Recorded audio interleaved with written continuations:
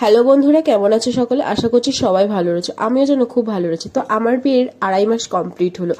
তো আমি নিজের থেকেই রান্না করার চেষ্টা করি। আসলে সত্যি কথা বলতে মামনি খুবই ব্যস্ত থাকে, তো আমি চেষ্টা করি যতটা পারি করার। আর পাশাপাশি মামনি আমাকে বলে দেয় এটার পর ওটা। তো যাই হোক, আজকে আমি কি কি রান্না করছিলাম জানো? এই যে লাউয়ের ছক্কা, ছক্কা না, এটা ঠিক না, এটা ভাজা টাইপের। আর যেটা আমার খুব ভাল লাগে, মানে এটা বলতে গেলে আমি নিজের জন্যই করছিলাম, তো যাই হোক সবারই পছন্দ হয়েছে।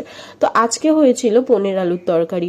তো এটা আমি ফার্স্ট টাইম করছিলাম, আর মামনি এখানে বলে দিয়েছিল। আর আজকে যেন আমি আমের চাটনি করেছি। আসলে এইটা আমি কখনোই করিনি, মা বিয়ের আগে কখনোই আমাকে সেভাবে সেরকম কিছু করতে দেয়নি।